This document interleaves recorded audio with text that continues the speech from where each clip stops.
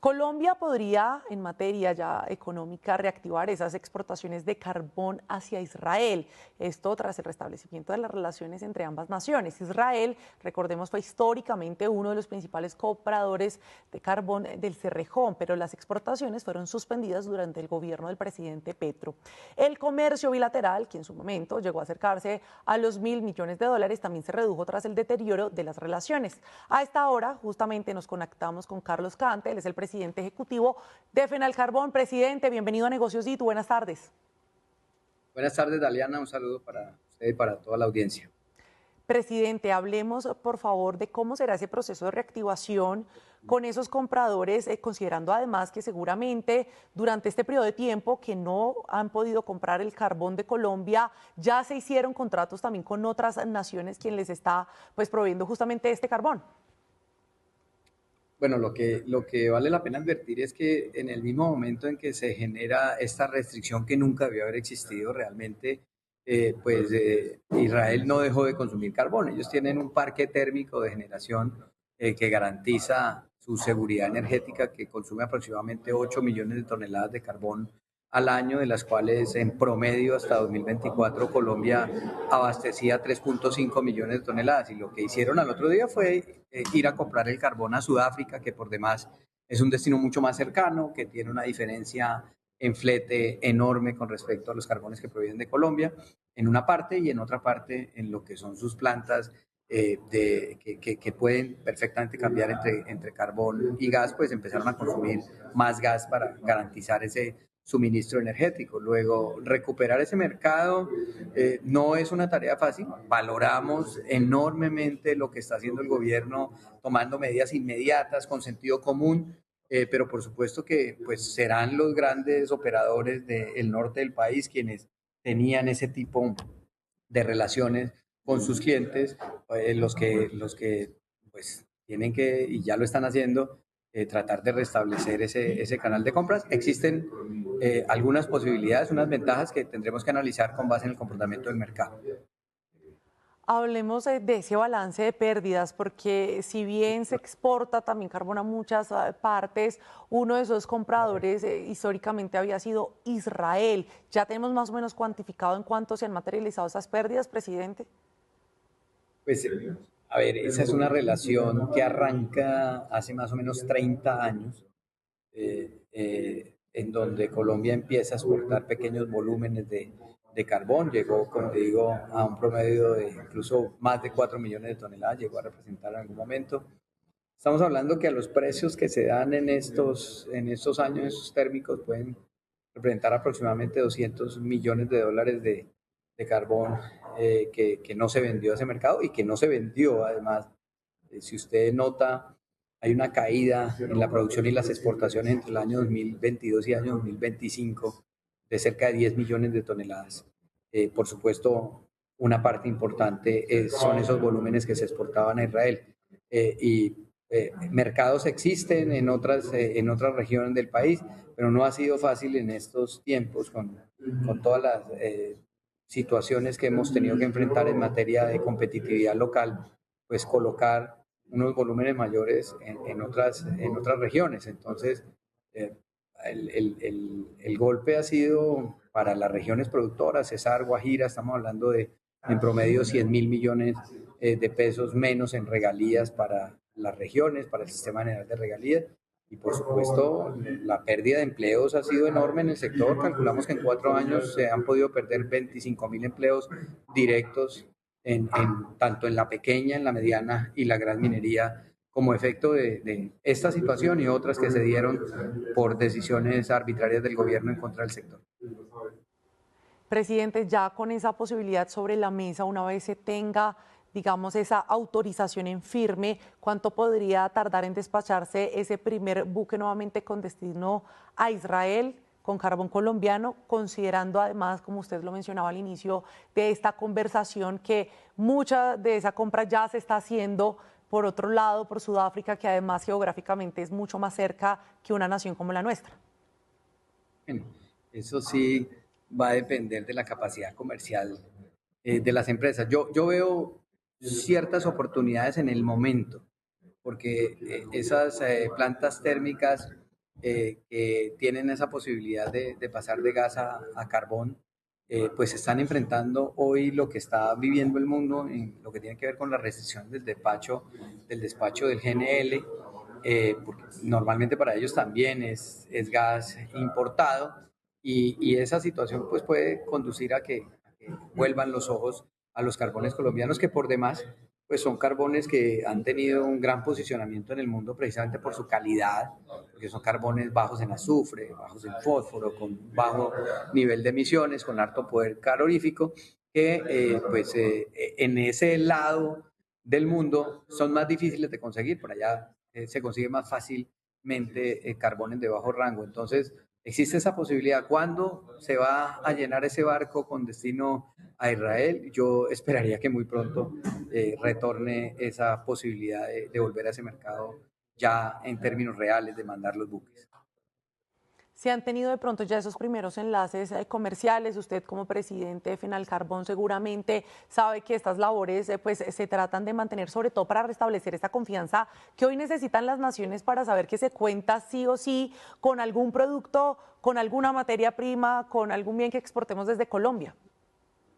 El mayor daño que se hace con este tipo de decisiones está fundamentalmente en la confianza comercial. Nosotros no solo con esta situación perdimos la confianza comercial de un país como Israel, sino de otros países consumidores. Y yo creería que este efecto también lo vivieron otros productos que salen exportados desde nuestro país. Porque lo que se preguntan los países que requieren cadenas de suministro estables y confiables es si mañana su gobierno va a tomar una decisión de no despacharme y yo no puedo estar esperando que esa decisión afecte el comportamiento y el desarrollo de mi economía. Entonces,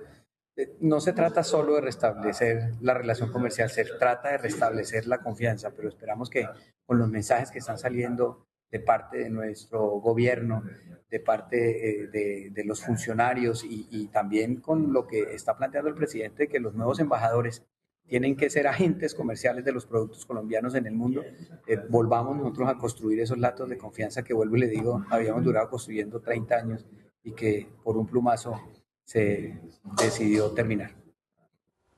Presidente Carlos, usted en diferentes ocasiones ha hablado de varios cuellos de botella que tiene el sector, entre otras por cuenta de situaciones como la que se ha habido con estas exportaciones, pero también en materia tributaria. ¿Ha podido ya de pronto con el nuevo equipo de gobierno escalar esas dificultades, esas situaciones que hoy preocupan al sector, sobre todo en materia regulatoria, y qué otros problemas se pueden sumar a estas dificultades que usted ya ha expresado en diferentes escenarios? Bueno, nosotros hemos venido construyendo 7 memorandos estratégicos de empalme para los diferentes sectores en las reuniones que ya empezamos a tener con los diferentes ministerios, con los funcionarios del ramo. Y una cosa que estamos advirtiendo también en el trabajo articulado que estamos haciendo con las comisiones quintas del Congreso de la República, con las comisiones terceras, ha sido la asfixia tributaria a la cual fue sometido el sector de los carbones colombianos durante los últimos 4 años. Desde el inicio, en la primera reforma tributaria, en donde se tomó la decisión de establecer una sobretasa de renta que no tiene ningún otro sector en Colombia, como cuando se prohibió durante año y medio la deducibilidad de las regalías que afectó gravemente la estructura financiera de las compañías, pero también las medidas que se tomaron con la disculpa de los decretos de emergencia económica que establecieron un impuesto que se cobró durante cerca de 2 años del 1% por las ventas de carbón y pues la medida que hoy consideramos debe ser una medida que se resuelva muy rápidamente, que es una resolución del Ministerio de Hacienda que nos triplicó la tarifa de anticipo de renta como el único sector que hoy tiene una tarifa del 4.8, veníamos de una tarifa del 1.6, que conduce a que la DIAN atrape la caja de las compañías y sea muchísimo más difícil operar en tiempos en donde además venimos enfrentando precios bajos en el mercado internacional y una tasa de cambio que no se compadece con la realidad de los costos locales de la producción de carbón y de coque. ¿Ha tenido de pronto ya un acercamiento con esa hoja de ruta, esas propuestas que esperan llevar al gobierno nacional y en lo posible pues buscarles unas soluciones para que no siga de pronto esa caída que se ha registrado en los últimos años por cuenta de estos cuellos de botella? Sí, nosotros ya empezamos a tener diferentes reuniones con los funcionarios. En principio, pues nos hemos reunido con el Ministerio de Transporte, digamos, los costos logísticos que han incrementado en algunas rutas, el costo del flete en más del 60% en los últimos 4 años, pues es algo que nos preocupa enormemente y ya lo conversamos con la nueva ministra Elsa Noguera, pero también los temas que tienen que ver con las preocupaciones, pues por supuesto con nuestro Ministerio de Minas, con el viceministro Luis Madriñán, y estamos atentos a una serie de agendas que tenemos, tanto particulares como intergremiales, con los diferentes ministerios para poder seguir avanzando en esa interrelación. Aquí estamos hablando como mínimo de 7 ministerios que se tienen que articular para promover el desarrollo y la reactivación de un sector como los carbones y el coque colombiano. Antes de despedirlo, presidente Carlos, quisiera consultarle también por ese efecto cadena que se produce, por ejemplo, por el recorte del suministro de empresas como Cerro Matoso. ¿Cómo está afectando eso también la demanda de la producción de empresas pequeñas de carbón en el país? Pues, a ver, Cerro Matoso está ubicado en la región del San Jorge. En esa región hay 4 o 5 empresas de mediana minería de carbón que además abastecen parte de la generación térmica nacional en GESELCA 1 y GESELCA 2, que garantiza hoy la seguridad energética del país. Naturalmente, o en un año normal, Cerro Matoso consume entre 180 y 200.000 toneladas de carbón, que es utilizado como reductor para la producción del ferroníquel.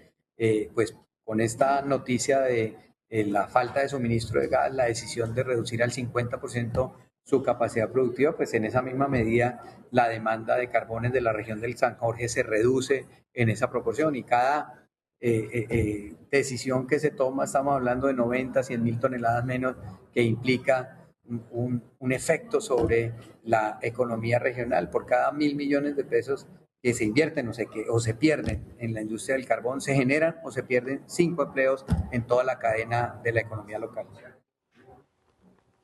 Pues, presidente Carlos Cante, presidente ejecutivo de Fenal Carbón, le agradezco mucho por estos minutos acá en Negocios Ditu a propósito de esa solicitud y esa posibilidad que hay sobre la mesa de reactivar las exportaciones a Israel y también de las dificultades que hoy viven como sector y que necesitan una pronta solución. Fue un gusto conversar con usted. Que tenga una feliz tarde. Gracias, Daliana. Un saludo para todos los televidentes.